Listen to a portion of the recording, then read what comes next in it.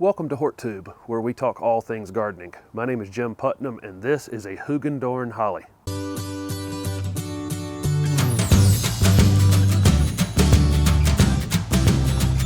This is Hoogendorn Japanese Holly, a low-growing evergreen shrub with beautiful dark green foliage year-round. Hoogendorn can be kept between 2 to 3 feet in height and probably 3 to 4 feet in width. It'd probably creep up to closer to 4 feet in height over time, but it's really slow growing once it reaches about 3 feet. Hoogendorn seems to be a little more cold hardy than some other Japanese hollies. It can grow in zone 6 to 9. These dwarf Japanese hollies like Hellerai and Soft Touch, and this one is Hoogendorn, all grow a little bit slower than some of the taller growing Japanese hollies like Compacta hollies. This one will only grow maybe 3 to 4 inches in a single season, which makes it a fantastic foundation plant that's extremely low maintenance. Most of these Japanese hollies can take either sun or shade. It really doesn't matter all that much. They are a little fuller if you put a half a day sun or more on them. Hoogendorn hollies can be used as foundation plants, and they make perfect little evergreen balls with almost no maintenance. This is a fantastic plant if you have windows that are 3 feet or lower. It can of course be mass planted and have other colorful things, behind it or in front of it. This really has fantastic dark green foliage year round, so it contrasts well with anything with yellow foliage or purple foliage really nicely.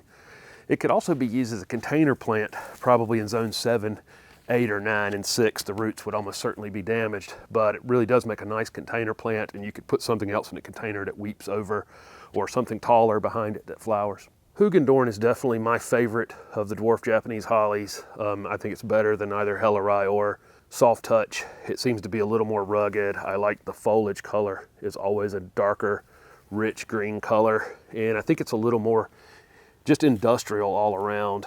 I've linked videos in the description below for planting these in either sandier soils or well-drained soils or clay-based soils. You really shouldn't have any problem with these as long as you don't go and pile 6 inches of mulch up on it. I don't think you'd have any problems growing these Hoogendorn hollies. I would put this as kind of an industrial plant. I don't consider Japanese hollies very drought tolerant, and the main problem with them in terms of watering is they don't do a very good job of letting you know they're dry. They don't wilt like other plants. They just start losing leaves.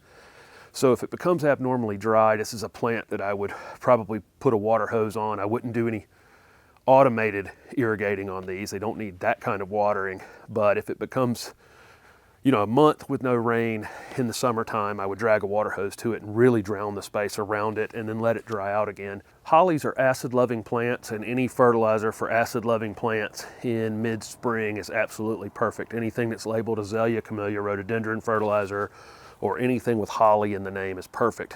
Just make sure it's slow release, something that'll last 3 or 4 months and then run out by midsummer so it stops growing in time before it gets any winter damage on new growth. Hoogendorn hollies can be pruned any time of year you need to. I'd probably do a little bit of pruning on these in the late winter or early spring every year. Just take 3 or 4 inches out of it and it'll recover most of that growth during the season. And the new growth on it is quite nice, and it contrasts really well with the darker foliage in the middle of the plant. Really no insect or disease problems to really be concerned about on Japanese hollies. That's the main reason that they're on most foundations across areas from zone 6 to 9. There's just not any maintenance we have to do to them or any spraying we have to do on them.